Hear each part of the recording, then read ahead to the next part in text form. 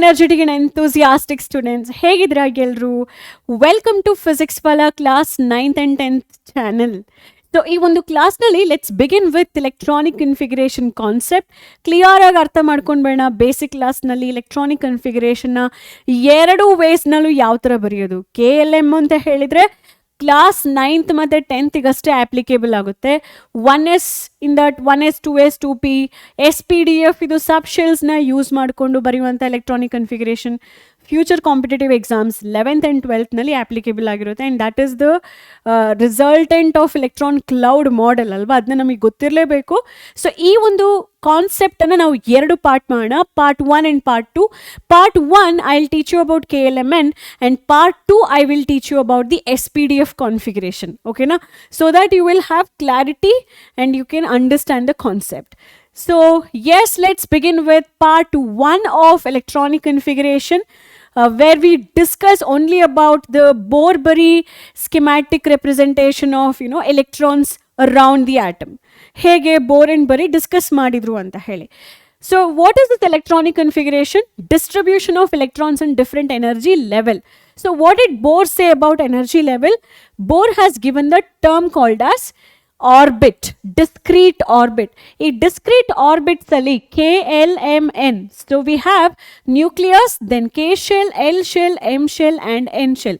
So in this different orbits, how to put electrons, ಆ ಐಡಿಯಾವನ್ನು ಯಾರು ಕೊಡ್ತಾರೆ ನಮಗೆ? Bohr and Bury they would give. ಈ discrete orbit ಅಂತ ಹೇಳಿ ಫಸ್ಟ್ ಟೈಮ್ ಯೂಸ್ ಮಾಡಿದ್ದು ಕೂಡ Bohr in his Bohr's atomic model. So it's very important to know that the meaning of energy shell. Energy shell ಅಂತ ಹೇಳಿದರೆ ಏನು ಅಂತ ಹೇಳಿ, ಈ ಎನರ್ಜಿ ಶೆಲ್ ಒಳಗಡೆ ಎಲೆಕ್ಟ್ರಾನ್ಸ್ನ ನೀವೇನು ಹಾಕ್ತೀರಾ ಅದನ್ನು ಎಲೆಕ್ಟ್ರಾನಿಕ್ ಕನ್ಫಿಗರೇಷನ್ ಅಂತ ಹೇಳಿ ಕರೀತಾರೆ. ಯಾಕೆ ಬೇಕಪ್ಪ ಎಲೆಕ್ಟ್ರಾನಿಕ್ ಕನ್ಫಿಗರೇಷನ್ನ ಬರೆಯೋದು? ಇಟ್ ಇಸ್ ಸೋ ಕನ್ಫ್ಯೂಸಿಂಗ್, ಇದು ಚೆನ್ನಾಗಿಲ್ಲ ಇದು ಅಂತ ಹೇಳ್ತೀರಾ ಅಂತ ಹೇಳಿದ್ರೆ ನೆನ್ಪಿಟ್ಕೊಳ್ಳಿ. ನೋಯಿಂಗ್ ಎಲೆಕ್ಟ್ರಾನಿಕ್ ಕನ್ಫಿಗರೇಷನ್, ಕೊಟ್ಟಿರುವ ಎಲಿಮೆಂಟು ಮೆಟಲಾ, ನಾನ್ ಮೆಟಲಾ, ಮೆಟಲಾಯ್ಡ ಅಥವಾ ಟ್ರಾನ್ಸಿಷನ್ ಮೆಟಲಾ, ಡಿ ಬ್ಲಾಕ್ ಎಲಿಮೆಂಟ್ಸಾ, ಎಫ್ ಬ್ಲಾಕ್ ಎಲಿಮೆಂಟ್ಸಾ, ಯಾವ ಬ್ಲಾಕು ಯಾವ ಪೊಸಿಷನ್ ಅದು ಅಂತ ಹೇಳಿ ನಿಮಗೆ ಗೊತ್ತಾಗುತ್ತೆ.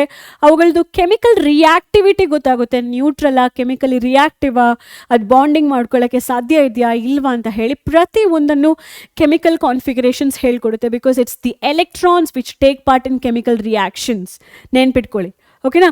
ನೆಕ್ಸ್ಟ್ ಬಂದ್ಬಿಟ್ಟು position in the periodic table. As I've already mentioned that ಈ ಎರಡು ರೀಸನಿಂದಾಗಿ it's very important to know that electronic configurations ಯಾವ ಥರ ಅರೇಂಜ್ ಆಗಿರುತ್ತೆ, ಈ ಮೇನ್ ಶೆಲ್ಗಳು ಯಾವುದು, ಎನರ್ಜಿ ಶೆಲ್ಸ್ಗಳಂತ ಹೇಳಿದ್ರೆ ಏನು, ಅದರಲ್ಲಿ ಎಷ್ಟು ವಿಧ ಇದೆ, ಅದರಲ್ಲಿರುವಂತಹ ಸಬ್ ಡಿವಿಷನ್ ಯಾವುದು, ಅಂದರೆ ಸಬ್ ಅಟಾಮಿಕ್ ಎನರ್ಜಿ ಶೆಲ್ಸ್ಗಳು ಯಾವುದು, ಮೇನ್ ಶೆಲ್ಲು, ಸಬ್ ಶೆಲ್ಸ್ ಯಾವುದು ಅಂತ ಹೇಳಿ ತಿಳ್ಕೊಳ್ಳೋಣ.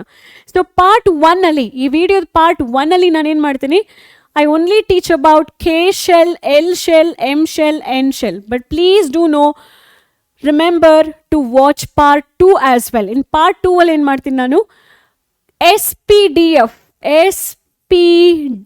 ಇದು ಕಾನ್ಫಿಗರೇಷನ್ನ ಡೀಟೇಲ್ ಆಗಿ ಹೇಳ್ತಾ ಹೋಗ್ತೀನಿ. ಓಕೆ?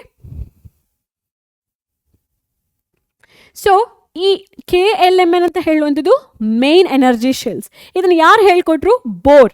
ನಾವು ಆಲ್ರೆಡಿ ಇದನ್ನು ಕಲ್ತಿದ್ದೀವಿ ಅಲ್ಲ, ಬೋರ್ಸ್ ಅಟಾಮಿಕ್ ಮಾಡೆಲ್, ಆಟಮ್ ಅಂತ ಹೇಳೋ ವಿಡಿಯೋ ಕೆಳಗಡೆ ಬೋರ್ ಹೇಳ್ತಾರೆ ಡಿಸ್ಕ್ರೀಟ್ ಎನರ್ಜಿ ಆರ್ಬಿಟಲ್ಸ್ಗಳು ಪಾಸಿಬಲ್ ಇರುತ್ತೆ, ಆದರೆ ನೀವು ಆರ್ಬಿಟ್ಸ್ ಅಂತ ಹೇಳಿ ಕರಿತೀರಾ.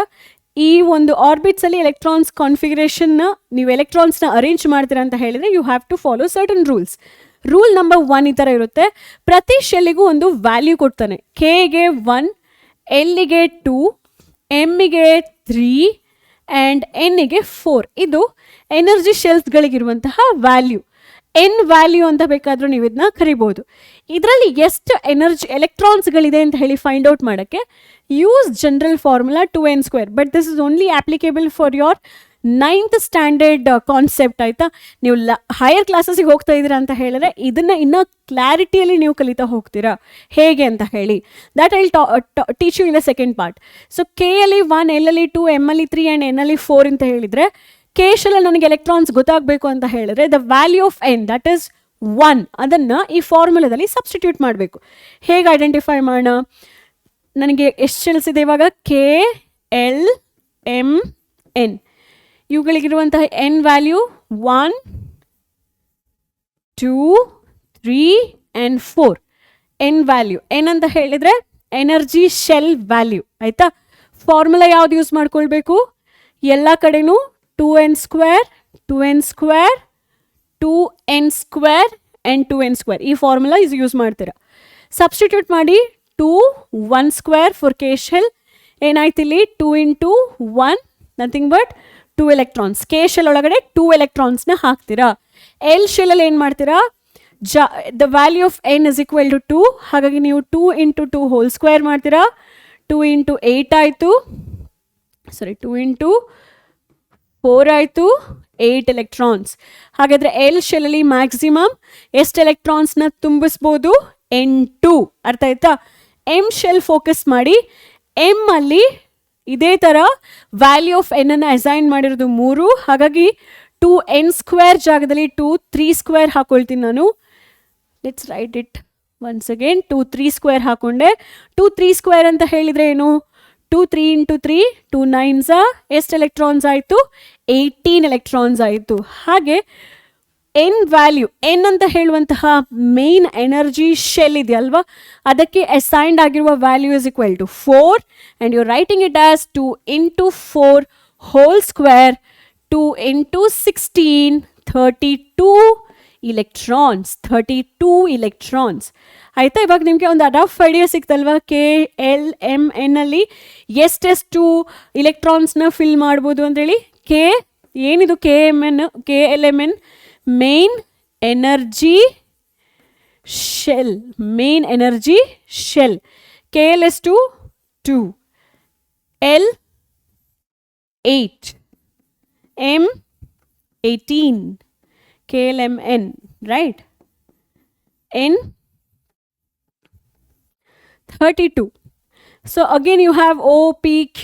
ಅದರಲ್ಲಿ ಜಾಸ್ತಿ ಎಲೆಕ್ಟ್ರಾನ್ಸನ್ನು ನೀವು ಫಿಲ್ ಮಾಡ್ತಾ ಹೋಗ್ಬೋದು. For your information we have K L M N O P Q.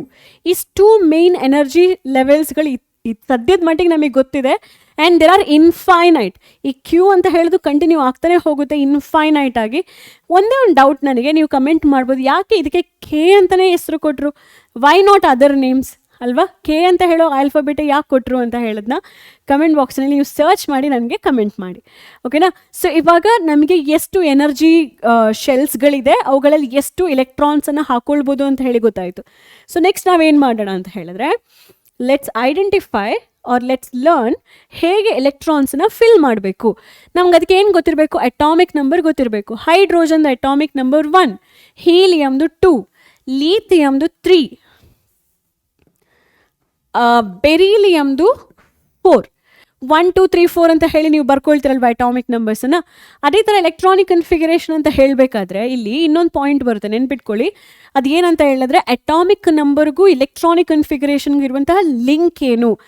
ಆಟಮ್ಸ್ಗಳು neutral ಆದಾಗ ಅಟಾಮಿಕ್ ನಂಬರ್ ಅಂತ ಹೇಳುವಂತಹದ್ದು ಇಲೆಕ್ಟ್ರಾನ್ ನಂಬರ್ಗಳು ಕೂಡ ಆಗಿರುತ್ತೆ. Because in a neutral atom proton electron count same ಇರುತ್ತೆ.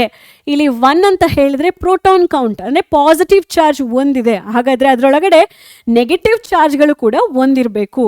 ಸೊ ಟೋಟಲ್ ಆಟಮ್ ಏನಾಗಿರಬೇಕು? ನ್ಯೂಟ್ರಲ್ ಆಗಿರಬೇಕು. ಫಸ್ಟಿಗೆ ನಾನು ಕೆ ಎಲ್ ಎಮ್ ಎನಲ್ಲಿ ಕೆ ಶೆಲ್ ತಗೊಂಡು ಹೈಡ್ರೋಜನ್ ಇರುವಂತಹ ಒಂದು ಇಲೆಕ್ಟ್ರಾನ್ಸನ್ನು ಹಾಕೊಳ್ತೀನಿ. First let me write number of electrons also. ಇಲ್ಲಿ ನಂಬರ್ ಆಫ್ ಇಲೆಕ್ಟ್ರಾನ್ಸ್ ಅಲ್ಲಿ 1 ಎಲೆಕ್ಟ್ರಾನ್. ಹೀಲಿಯಮಲ್ಲಿ ಎಷ್ಟು ಎಲೆಕ್ಟ್ರಾನ್ಸ್ ಇದೆ ಮಕ್ಕಳೇ? 2. ಲೀಥಿಯಮಲ್ಲಿ ಎಷ್ಟಿದೆ? 3. And beryllium has 4 electrons. ಆಯಿತಾ? ಇವಾಗ ಈ 1 ಎಲೆಕ್ಟ್ರಾನ್ಸನ್ನು ನಾನು ಹೇಗೆ ಬರೀಲಿ? ನೀವೇ ಹೇಳ್ಕೊಡಿ ನನಗೆ.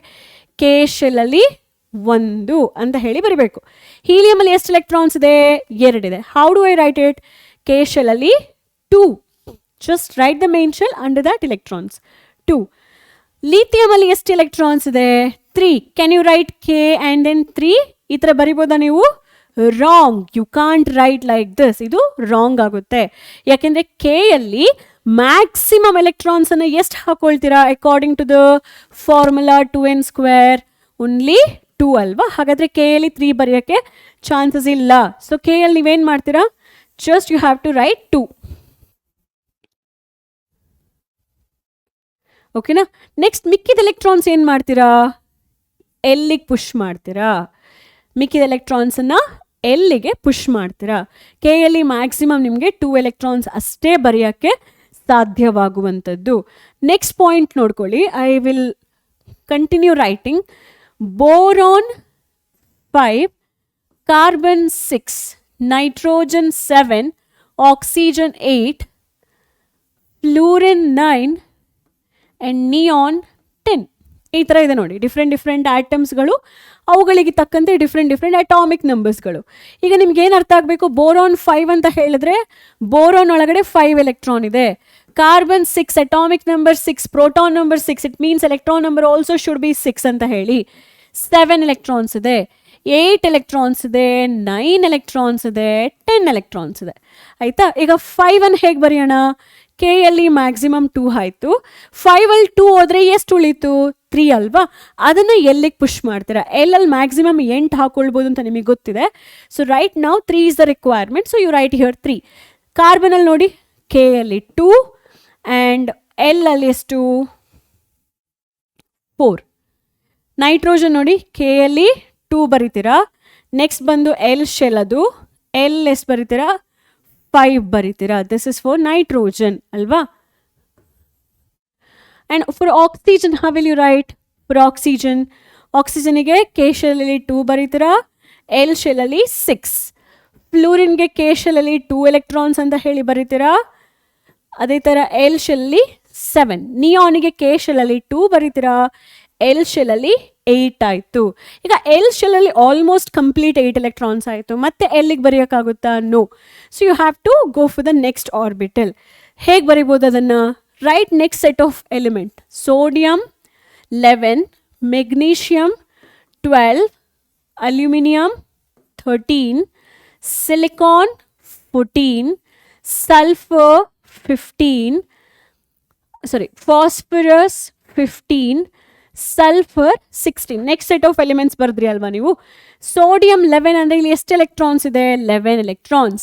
Magnesium 12, aluminium 13 electron, 14 electron in silicon, 15 electron in phosphorus, 16 electron in sulphur. ಇಷ್ಟು ಬರೆದ್ರಾ? ನ್ಯೂಟ್ರಲ್ ಆಟಮಲ್ಲಿ proton numbers are equal to electron number. Hence if there is an atomic number of 11, I must say that it also has electrons equivalent to 11 ಅಂತ ಹೇಳಿ. ಅರ್ಥ ಆಯ್ತಾ? Next 11 ಹೇಗೆ ಬರೀತೀರಾ? First you should take K shell, fill it off the maximum number of electrons that you can accommodate in K, and that's equal to 2. You filled it. Next go for L. L can maximum fit into L can maximum accommodate 8 electrons in it, so you filled it already. Now 1 is left and I'm pushing it to M. K L M, and this is the configuration of sodium. How do you write configuration of magnesium? 12 ಹೇಗೆ split ಮಾಡ್ತೀರಾ? K ಅಲ್ಲಿ 2, L ಅಲ್ಲಿ 8 and M shell ಅಲ್ಲಿ 2. 2 plus 8 ಎಷ್ಟಾಯಿತು? 10 ಆಯಿತು. 2 electrons remaining ಆಗಿತ್ತು. So you take up the next shell, that is M, and you fill the next 2 electrons. L shell ಅಲ್ಲಿ 13 ಇದೆ. How do you fill it? K maximum 2, L maximum 8, M ಅಲ್ಲಿ 3. How do you fill this one? ಹೇಗೆ fill ಮಾಡ್ತೀರಾ? Silicon ಇದು K 2 electrons, L 8 electrons and M ಎಷ್ಟು electrons fill ಮಾಡ್ತೀರಾ? M ಅಲ್ಲಿ 4 electrons. So 14 ಅಂತ ಹೇಳಿದ್ರೆ M ಶೆಲ್ ಅಲ್ಲಿ 4 electrons ಇರುತ್ತೆ. ಓಕೆನಾ? Next phosphorus and sulfur. Phosphorus is 15, sulfurous is 16. Phosphorus ಅಲ್ಲಿ ಇರುವ 15 electrons ನ ಹೇಗೆ ಫಿಲ್ ಮಾಡ್ತೀರಾ? How do you fill the 15 electron? K ಅಲ್ಲಿ 2, L ಅಲ್ಲಿ 8 and M ಅಲ್ಲಿ 2 plus 8 ಎಷ್ಟಾಯಿತು? 10 ಆಯ್ತಲ್ವಾ? 15 ಅಲ್ಲಿ 10 ಹೋಯಿತು, 5 ಉಳ್ಕೊಳ್ತಲ್ವಾ? ಆ 5 ಅನ್ನು ಎಮ್ಮಿಗೆ ಹಾಕೊಳ್ತೀರಾ. So this is the configuration of phosphorus according to which theory? Bohr-Bury theory. But right now we are not following Bohr-Bury theory, we are following electron cloud model. According to it we should write electronic configuration as PDF, that I'll cover in part 2. okay na? So ಇವಾಗ sulphur ಅಲ್ಲಿ 16 ಇದೆ ಅಲ್ವಾ ಮಕ್ಕಳೇ? 16 ಅಲ್ಲಿ ಇರುವಂತಹ electrons ನ ಹೇಗೆ ಬರೆಯೋದು? ಕೆ ಎಲ್ನ ತಗೊಂಡು ಫಸ್ಟಿಗೆ 2 ಫಿಲ್ ಮಾಡಿ, ಎಲ್ಲಲ್ಲಿ 8 ಎಲೆಕ್ಟ್ರಾನ್ಸ್ನ ಫಿಲ್ ಮಾಡಿಬಿಡಿ. ಸೊ 10 ಆಯಿತು, 16ನಲ್ಲಿ 10 ಹೋದರೆ 6 ಉಳಿತು, ಅದನ್ನು ಎಮ್ಮಿಗೆ ಹಾಕೋಣ. ಎಮ್ ಏನಾಯಿತು, 6 ಆಯಿತು. And you know that M can maximum accommodate how many electrons, 18 electrons. ಇಲ್ಲಿದೆ ಒಂದು ಟ್ವಿಸ್ಟ್, ಅಲ್ಲಿಗೆ ಬರೋಣ ನಾವು. ಬಟ್ ಅದಕ್ಕಿಂತ ಮುಂಚೆ will complete this. Chlorine 17, argon 18, potassium 19 and calcium 20. ಇದನ್ನು ಫಿಲ್ ಮಾಡಿಬಿಡೋಣವಾ. 17 ಎಲೆಕ್ಟ್ರಾನ್ಸ್ ಆಫ್ ಕ್ಲೋರಿನ್ ಹೇಗೆ ಫಿಲ್ ಮಾಡ್ತೀರಾ? ಕೆ ಅಲ್ಲಿ 2 ಫಿಲ್ ಆಯಿತು, ಎಲ್ಲಲ್ಲಿ 8 ಮ್ಯಾಕ್ಸಿಮಮ್, ಅದು ಕೂಡ ಫಿಲ್ ಆಯಿತು, ಏನು ತಲೆನೋವು ಇಲ್ಲ ಇಲ್ಲಿವರೆಗೂ. ಎಮ್ಮಲ್ಲಿ ಮ್ಯಾಕ್ಸಿಮಮ್ 18 ಎಲೆಕ್ಟ್ರಾನ್ಸ್ ಹಾಕ್ಕೊಳ್ಬೋದು, 7 ಅಷ್ಟೇ ಮಿಕ್ಕಿದೆ. ಸೊ ನಾನೇನು ಮಾಡ್ತೀನಿ, 7 ಅಂತ ಹೇಳಿ ಬರೆದೆ. ಆರ್ಗಾನಲ್ಲಿ 18 ಎಲೆಕ್ಟ್ರಾನ್ಸ್ ಇದೆ. ಎಷ್ಟು? 18. The atomic number of argon is 18. It has 18 electrons. ಹೇಗೆ ಫಿಲ್ ಮಾಡ್ತೀರಾ? ಕೆ ಅಲ್ಲಿ 2, ಎಲ್ ಅಲ್ಲಿ 8 ಆ್ಯಂಡ್ ಎಮ್ ಅಲ್ಲಿ ಕೂಡ 8 ಅಂತ ಹೇಳಿ ಫಿಲ್ ಮಾಡಿದ್ರಿ. ಓಕೆನಾ? ಸೊ ಎಮ್ ಅಂತ ಹೇಳುವಂಥದ್ದು ಇವಾಗ ಲಾಸ್ಟ್ ಶೆಲ್ ಆಯಿತು. Remember, whenever there is a last shell present in one of any of the element, ಆ ಲಾಸ್ಟ್ ಶೆಲ್ದು ಎಲೆಕ್ಟ್ರಾನಿಕ್ ಕನ್ಫಿಗರೇಷನಲ್ಲಿ you cannot fill electrons more than 8 though it has the capacity.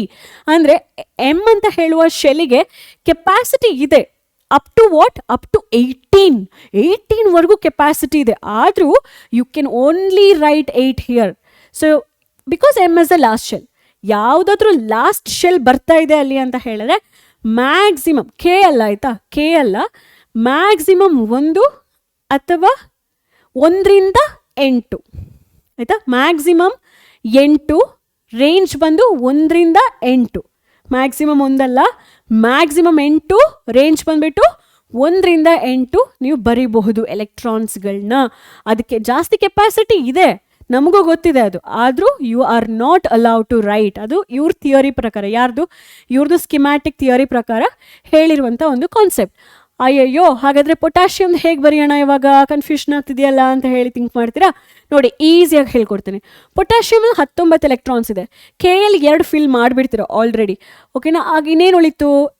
ಎಲ್ಲಲ್ಲಿ 8 ಆಯಿತು, ಜಾಸ್ತಿ ಹಾಕೋಕ್ಕಾಗಲ್ಲ. ಎಮ್ಮಲ್ಲಿ ಎಷ್ಟು ಹಾಕ್ಕೊಳ್ತೀರಾ ಇಲ್ಲಿ? ಎಮ್ಮಲ್ಲಿ 2 + 8 ಅಂದರೆ 10 ಆಯಿತು. 19ನಲ್ಲಿ 10 ಹೋದರೆ 9 ಆಯ್ತಲ್ವಾ? ಹೀಗೆ ಬರೀತೀರಾ ನೀವು? Isn't this wrong? Because M is the outermost. M can not have more than 8 electrons. So what will you do now? M is the outermost, K L M. Instead of writing M ಅಲ್ಲಿ 9 ಅಂತ ಬರೆಯೋದಕ್ಕಿಂತ that 1 extra I will push to the next one. Though M can have 18 electrons, not necessary that you should fill all the electrons into M. M ಒಳಗಡೆ 18 electrons ಬರಿಬೋದಾದರೂ ಕೂಡ you are not doing so. ಯಾಕೆ? Because if you can write 9 here, then you are violating the rule. What is that rule? Rule ಏನು ಹೇಳುತ್ತೆ? Last ಶೆಲ್ಲಲ್ಲಿ 8 electrons ಇರ್ಬೋದು. ಇನ್ನೂ ಒಂದು ಹೇಳ್ಕೊಡ್ತೀನಿ ನೋಡಿ. ಲಾಸ್ಟ್ ಶೆಲ್, ಈಗ ಲಾಸ್ಟ್ ಶೆಲ್ಲಲ್ಲಿ ಈಗ ಎನ್ ಲಾಸ್ಟ್ ಶೆಲ್ ಆಯ್ತಲ್ವಾ? ಎನ್ ಒಳಗಡೆ 1ರಿಂದ 8 ಈ ರೇಂಜ್ ಒಳಗಡೆ ಎಲೆಕ್ಟ್ರಾನ್ಸ್ಗಳು ಇರ್ಬೋದು. 1ರಿಂದ 8 ಅಷ್ಟು ಬರಿಬೋದು. ಪ್ರೀವಿಯಸ್ ಶೆಲ್ ಏನಿದೆ ಅದು ಎಮ್ ಇರ್ಬೋದು, ಎಲ್ ಇರ್ಬೋದು. ಎಲ್ ಬಿಟ್ಟಾಕ್ಬಿಡಿ, ಎಮ್ ಮತ್ತು ಎನ್ ಎಲ್ಲ ತಗೊಂಡ್ರೆ ಯು ಕ್ಯಾನ್ ರೈಟ್ 8, 18, 32 ಈ 3 ನಂಬರಲ್ಲೂ ಬರಿಬೋದು. ಯಾವುದ್ರಲ್ಲಿ ನಾನು ಹೇಳ್ತಿರೋದು? ಎಮ್ ಎಲ್ ಮ್ಯಾಕ್ಸಿಮಮ್ ನೀವು 8 ಹಾಕೋಕ್ಕಾಗೋದು. ನೆಕ್ಸ್ಟ್ ಎನ್ ಬರೀತೀರಾ. ಎನ್ ಒಳಗಡೆ you can mention the word 8, 18, 32 ಇದನ್ನು ಕೂಡ ಯೂಸ್ ಮಾಡ್ಬೋದು. ಒಂದು ಎಕ್ಸಾಂಪಲ್ ಕೂಡ ಕೊಡ್ತಾ ಹೋಗ್ತೀನಿ. ಸೇ ದ್ಯಾಟ್ ಇವಾಗ ನೀವು ಯಾವುದೊಂದು ದೊಡ್ಡ ನಂಬರ್ ತಗೊಳ್ಳಿ. ಫಾರ್ ಎಕ್ಸಾಂಪಲ್ ಯಾವ ತಗೊಳ್ಬೋದು? ಈಗ ಫ್ಲೂರಿನ್, ಕ್ಲೋರಿನ್, ಬ್ರೋಮಿನ್, ಅಯೋಡಿನ್, ಅಥವಾ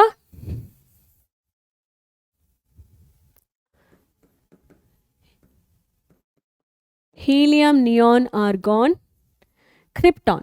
ಕ್ರಿಪ್ಟಾನ್ ಬಂದ್ಬಿಟ್ಟು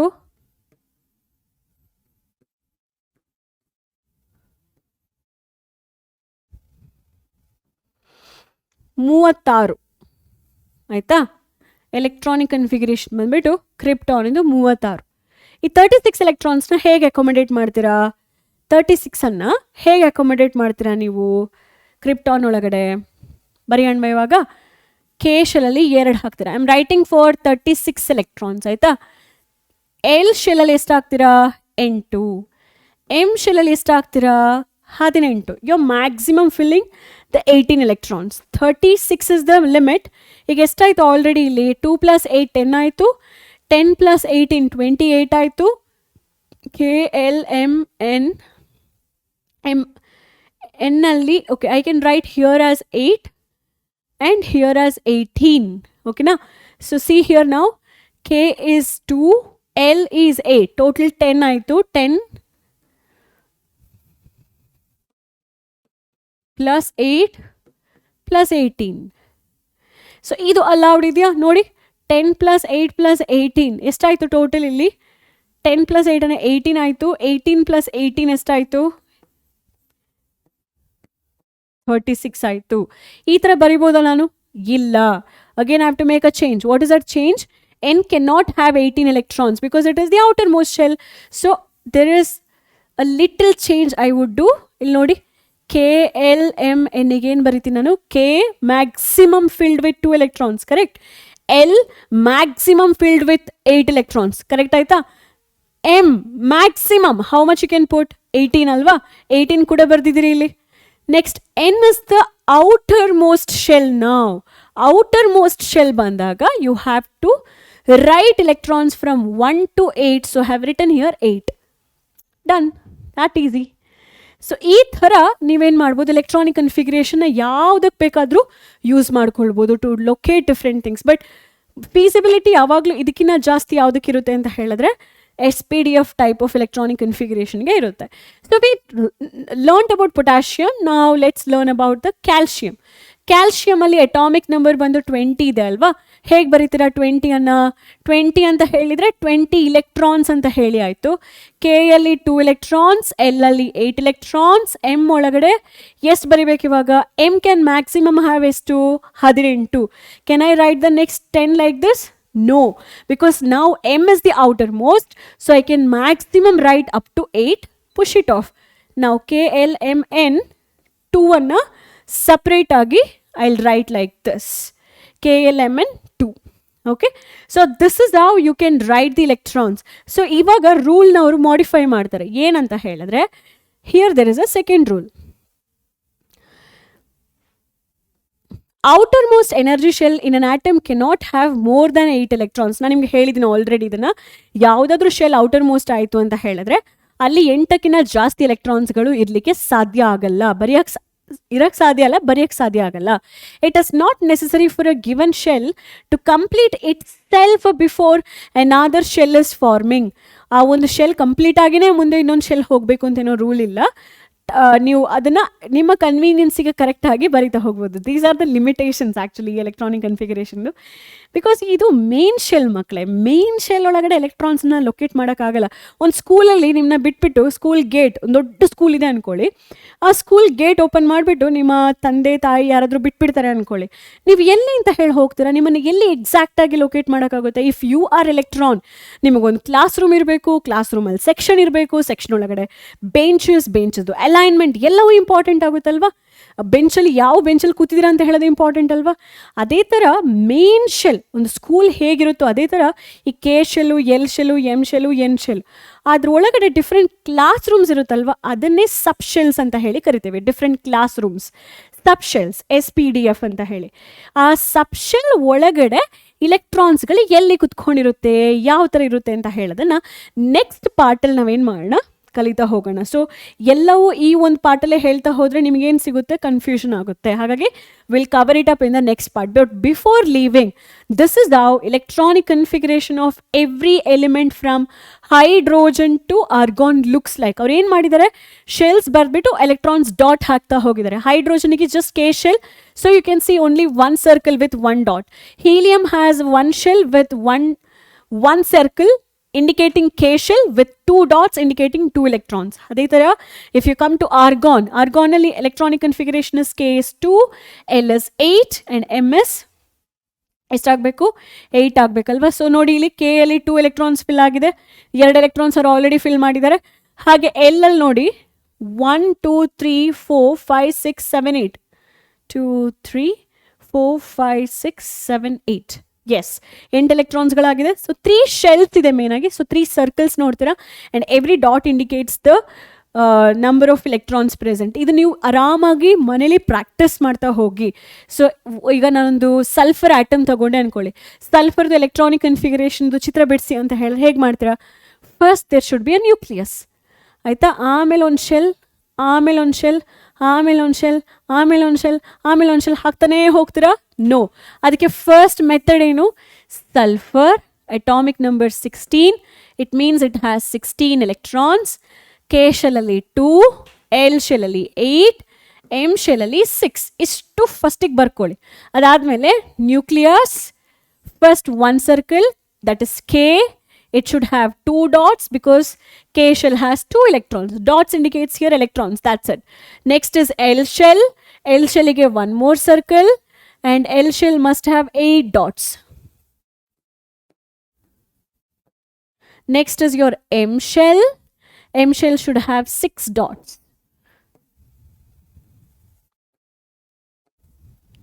That's it. Easy alla?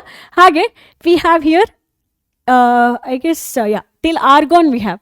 This is even there in the 9th standard textbook, so you can refer.